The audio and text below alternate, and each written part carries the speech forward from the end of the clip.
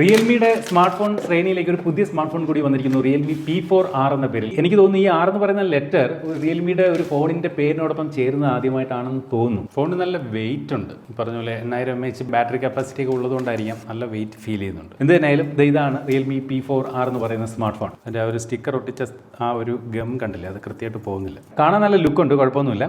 കണ്ടു കഴിഞ്ഞാൽ ഒരു ഗ്ലാസ് ബോഡിയാണെന്നൊക്കെ ഒറ്റ നോടെ തോന്നും. പക്ഷേ ഫോണിന്റെ ബാക്ക് പ്ലാസ്റ്റിക് ആണ്. അതുപോലെ ഈ കാണുന്ന ഫ്രെയിമും പ്ലാസ്റ്റിക് ആണ്. ഇവിടെ വോളിയം റോക്കറ്റ്സും പവർ ബട്ടണും കാണാം. അതുപോലെ sim tray, type C charging port തന്നെ, സെക്കൻഡറി നോയ്സ് ക്യാൻസലേഷൻ മൈക്ക്, അങ്ങനെയുള്ള കാര്യങ്ങളെല്ലാം ഉണ്ട്. ഒരു ഫോണിനകത്ത് കൊടുത്തിരിക്കുന്ന ഗിമ്മിക് എന്ന് പറയാൻ പറ്റില്ല, സ്പെഷ്യൽ ഫീച്ചർ എന്ന് പറയുന്നത് പൾസ് ലൈറ്റ് ആണ്. ഈ ഒരു ഭാഗത്ത് ഇതുപോലെ ഒരു ലൈറ്റ് കാണാം. അത് പല പല കളറിൽ നമുക്ക് കാണിക്കാം. അപ്പോൾ ഏത് കളർ വേണമെന്ന് വെച്ചാൽ നമുക്ക് ഇതിനകത്ത് നിന്ന് ഇതുപോലെ സെലക്ട് ചെയ്യാം. അപ്പോൾ ആ ലൈറ്റ് ഫോണിലേക്ക് എന്തെങ്കിലും നോട്ടിഫിക്കേഷൻ വരുമ്പോഴോ, ഫോൺ ചാർജ് ചെയ്യുമ്പോഴോ, SMS വരുമ്പോഴോ, അല്ലെങ്കിൽ ബാറ്ററി ഇൻഡിക്കേറ്റർ ആയിട്ടോ, അങ്ങനെ പല പല കാര്യങ്ങൾക്ക് ഈ ഒരു പൾസ് ലൈറ്റ് എന്നറിയപ്പെടുന്ന ലൈറ്റ് കാണും. അത് എങ്ങനെ കാണണം, ഏത് കളറിൽ കാണണം എന്നൊക്കെ നമുക്ക് ഇതിനകത്ത് സെറ്റ് ചെയ്യാം. ഫോണിന് കുറച്ച് വെയിറ്റ് ഉണ്ട്. 228 ഗ്രാം ആണ് ഈ ഒരു സ്മാർട്ട് ഫോണിന്റെ വെയിറ്റ്. അതുപോലെ 8.8 മില്ലിമീറ്റർ തിക്നെസ്സും ഉണ്ട്. അപ്പോൾ ഇൻ ഹാൻഡ് ഫീൽ നമ്മൾ പറയുകയാണെങ്കിൽ കൈ പിടിച്ച് കഴിഞ്ഞാൽ അതുപോലെ നല്ല വെയിറ്റ് നമുക്ക് എന്തായാലും ഫീൽ ചെയ്യുന്നുണ്ട് ഈ ഒരു സ്മാർട്ട് ഫോണിന്റെ കേസിൽ. ഫോണിന്റെ ഡിസൈനെ പറ്റി കൂടുതൽ പറഞ്ഞു കഴിഞ്ഞാൽ ബട്ടണുകൾ ഒരുവിധം സ്റ്റേഡിയാണ്. അതുപോലെ ഫോണിന്റെ ചാർജറും കേസും ബോക്സിൽ തന്നെ കൊടുത്തിട്ടുണ്ട്. അതുപോലെ സ്ക്രീൻ പ്രൊട്ടക്ടർ പ്രീ അപ്ലൈ ചെയ്തിട്ടുണ്ട്. ഹൈബ്രിഡ് സിം സ്ലോട്ട് ആണ്. ഡിസ്പ്ലേയുടെ കാര്യത്തിലേക്ക് വന്നു കഴിഞ്ഞാൽ 6.8 ഇഞ്ചിന്റെ LCD ഡിസ്പ്ലേ ആണ് കൊടുത്തിരിക്കുന്നത്. അതും HD+ റെസൊല്യൂഷനേ ഉള്ളൂ ഈ ഒരു സ്മാർട്ട് ഫോൺ. നോക്കി ബസ്സിലൊക്കെ നോക്കിക്കഴിഞ്ഞാൽ ഈ ചിഹ്നം എന്നറിയപ്പെടുന്ന ഭാഗം ഒരു ആവറേജ് സൈസാണ്, കുറവല്ല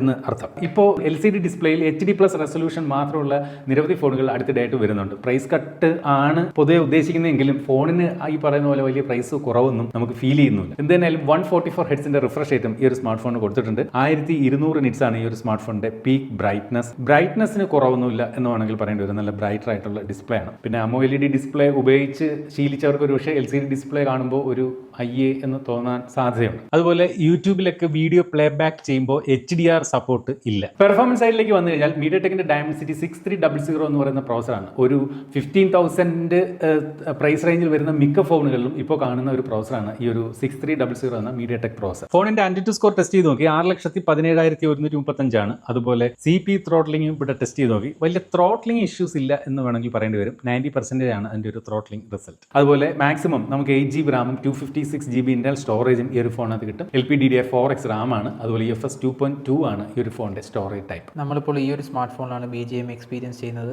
ഈ ഒരു സ്മാർട്ട് ഫോണിൽ ഗ്രാഫിക്സ് സൂപ്പർ സ്മൂത്ത് ഇട്ട് കഴിഞ്ഞാൽ എക്സ്ട്രീം സെറ്റിംഗ്സിലും ഗെയിം പ്ലേ സാധ്യമാണ്. ഒരു ഗെയിമിംഗ് ഫോൺ എന്ന നിലയിൽ ഈ ഒരു ഫോണിനെ പരിഗണിക്കാൻ പറ്റുന്നതല്ല. കാരണം ഈ ഒരു പ്രൈസ് റേഞ്ചിൽ ലഭിക്കുന്ന ഒരു ആവറേജ് ലെവൽ ഗെയിമിംഗ് എക്സ്പീരിയൻസ് മാത്രമാണ് ഈ ഒരു ഫോണിൽ നിന്ന് ലഭിക്കുന്നത്. ചെറിയ ഫ്രെയിം ഡ്രോപ്പ് അനുഭവപ്പെടുന്നുണ്ട് ഗെയിം കളിക്കുമ്പോൾ. നിങ്ങൾക്ക് ഒരു കാഷ്വൽ ഗെയിമിങ്ങിന് പറ്റിയ സ്മാർട്ട് ഫോണായിട്ട് മാത്രമാണ് ഇതിന്റെ ഗെയിമിംഗ് എക്സ്പീരിയൻസിൽ നിന്ന് മനസ്സിലാവുന്നത്. കൂടാതെ റിയൽമിയുടെ മറ്റുള്ള ഫോണുകളിൽ നൽകിയതുപോലെ GT ബൂസ്റ്റ് എന്ന ഓപ്ഷനും ഈ സ്മാർട്ട് ഫോണിൽ നൽകിയിട്ടുണ്ട്. അതിൽ തന്നെ ഗെയിമിനെ സപ്പോർട്ട് ചെയ്യുന്നതിന് വേണ്ടി നിരവധി ഓപ്ഷൻസും നൽകിയിട്ടുണ്ട്. 8000 mAh ബാറ്ററി, അതാണ് ഈ ഒരു ഫോണിന്റെ ഏറ്റവും വലിയ കരുത്ത്. ഇതൊരു കാർബൺ സിലിക്കൺ ബാറ്ററി ആണോ എന്നുള്ള കാര്യത്തിൽ എനിക്ക് ചെറിയൊരു ഡൗട്ട് ഉണ്ട്. എനിക്ക് ക്ലാരിഫൈ ചെയ്യാൻ പറ്റിയിട്ടില്ല. എനിക്ക് തോന്നുന്നു ഇതൊരു ലിഥിയം അയോൺ ബാറ്ററി തന്നെ ആയിരിക്കാനാണ് സാധ്യത. അതുകൊണ്ടാണ് ഈ ഒരു വെയിറ്റ് 228 ഗ്രാം വെയിറ്റ് ഈ ഫോണിനകത്ത് ഫീൽ ചെയ്യുന്നത്. അതുപോലെ 45 വാട്ടിന്റെ ഫാസ്റ്റ് ചാർജിംഗ് സപ്പോർട്ടാണ് കൊടുത്തിരിക്കുന്നത്. അപ്പോൾ 8000 mAh ബാറ്ററി, അത് 45 വാട്ട് ചാർജർ ഉപയോഗിച്ചുകൊണ്ട് ചാർജ് ചെയ്യാൻ എന്തായാലും കുറച്ച് ടൈം എടുക്കും എന്നുള്ള കാര്യത്തിൽ സംശയമില്ല. ക്യാമറയിലേക്ക് വന്നു കഴിഞ്ഞാൽ നമുക്ക് ബാക്കിൽ 50 MP ഒരു പ്രൈമറി സെൻസറും അതുപോലെ ഒരു ഡെപ്ത് സെൻസറും മാത്രമാണ് കൊടുത്തിരിക്കുന്നത്. 2 ക്യാമറകളാണ് കൊടുത്തിരിക്കുന്നത്. വൈഡ് ആംഗിൾ ക്യാമറയൊന്നും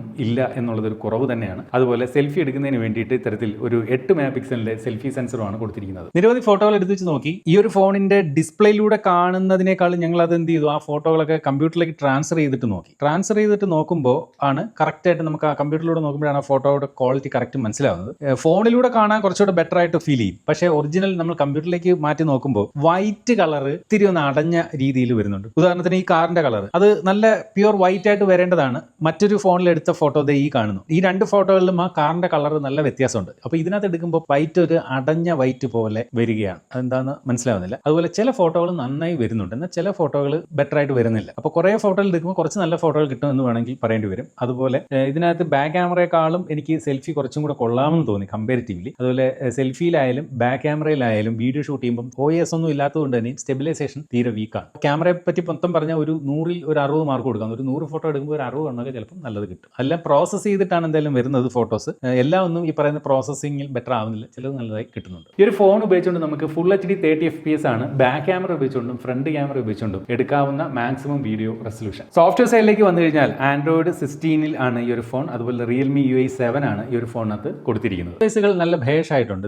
ഏകദേശം ഒരു 10-13 ആപ്പ് ഞാൻ ഇതുപോലെ ലിസ്റ്റ് ചെയ്ത് തന്നെ ഇട്ടിട്ടുണ്ട്. അതിനകത്ത് നമുക്ക് ചില ആപ്ലിക്കേഷനുകൾ വേണമെങ്കിൽ നമുക്ക് ഇതുപോലെ ലോങ് പ്രസ് ചെയ്ത് അൺഇൻസ്റ്റാൾ ചെയ്ത് കളയാം. അപ്പോൾ ഈ ഒരു ബ്ലോട്ടേഴ്സ് കൂടാതെ ഇതിനകത്ത് കണ്ടില്ലേ ഹോട്ട് ആപ്സ്, ഹോട്ട് ഗെയിംസ് എന്ന് പണ്ട് കണ്ടിരുന്ന അതിൻ്റെ മറ്റൊരു രൂപം, ഇങ്ങനെ ആപ്പ് റെക്കമെൻഡേഷൻ ആയിട്ട് ഉള്ള കാര്യങ്ങളൊക്കെ കൊടുത്തിട്ടുണ്ട്. മൾട്ടിമീഡിയയെ പറ്റി പറഞ്ഞാൽ മോണോ സ്പീക്കറാണ് കൊടുത്തിരിക്കുന്നത്. സ്റ്റീരിയോ സ്പീക്കർ ആകാമായിരുന്നു തോന്നി. ഈ പ്രൈസ് പോയിന്റിലൊക്കെ ഇപ്പോഴും മോണോ സ്പീക്കർ എന്തിനു പറയുന്നത് 30,000 രൂപ വിലയുള്ള ചില ഫോണുകൾ പോലും ഇപ്പോഴും മോണോ സ്പീക്കർ ചില ബ്രാൻഡുകൾ കൊടുക്കുന്നുണ്ട്. ഈ ഫോണിൻ്റെ പ്രൈസ് ഇപ്പോൾ കൂടുന്ന കാരണം അത് വെച്ച് പല ബ്രാൻഡും അങ്ങ് മുതലെടുക്കുകയാണ് സത്യം പറഞ്ഞാൽ കസ്റ്റമേഴ്സിന്. ഞാൻ പറഞ്ഞില്ലേ 30,000 രൂപയ്ക്കും LCD ഡിസ്പ്ലേ, HD+ റെസൊല്യൂഷൻ, അതുപോലെ മോണോ സ്പീക്കർ റിയൽമി തന്നെ വേറെ ഫോണിൽ കൊടുത്തിട്ടുണ്ട്. എന്തായാലും ഇതിൽ മോണോ സ്പീക്കറാണ്.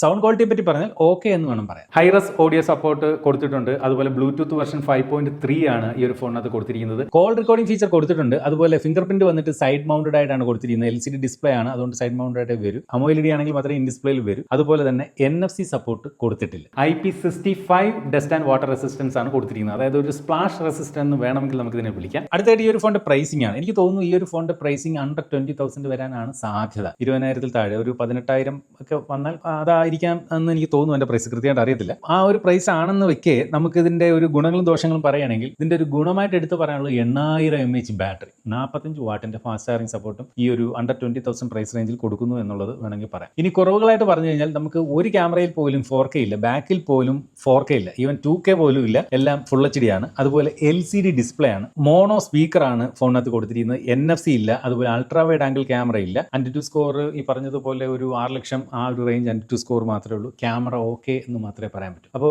ഇത്രയും കാര്യങ്ങളൊക്കെയാണ് ഈ ഒരു ഫോണിനെ പറ്റി പറയാനുള്ളത്. അപ്പോൾ ഇതിന്റെ സ്പെസിഫിക്കേഷനും പ്രൈസും തമ്മിൽ കേട്ടപ്പോൾ നിങ്ങൾക്ക് എന്ത് തോന്നുന്നു? അതായത് ഒരു അണ്ടർ 20,000 പ്രൈസ് റേഞ്ചിൽ വരുന്ന ഫോൺ, LCD ഡിസ്പ്ലേ ആണ്, മോണോ സ്പീക്കർ ആണ്, അതുപോലെ അൾട്രാ വൈഡ് ആംഗിൾ ക്യാമറ ഇല്ല, NFC ഇല്ല, അങ്ങനെയൊക്കെയുള്ള കാര്യങ്ങളൊക്കെ വെച്ച് നോക്കുമ്പോൾ നിങ്ങൾക്ക് ഈ ഒരു ഫോൺ വർത്താണെന്ന് തോന്നുന്നുണ്ടോ? നിങ്ങളാണ് എന്നേക്കാൾ മികച്ച റിവ്യൂസ്. താഴെ കമന്റ് ചെയ്യുക നിങ്ങളുടെ അഭിപ്രായം. അപ്പോൾ ഇതുപോലെ ഇതിൽ നിന്ന് മനോഹരമായിട്ടുള്ള മറ്റൊരു പ്രൊഡക്റ്റിന് വിശേഷമായിട്ട് നമുക്ക് അടുത്ത വീഡിയോയിൽ വീണ്ടും കാണണം. അതുവരെ സ്റ്റേ സേഫ്. ബൈ.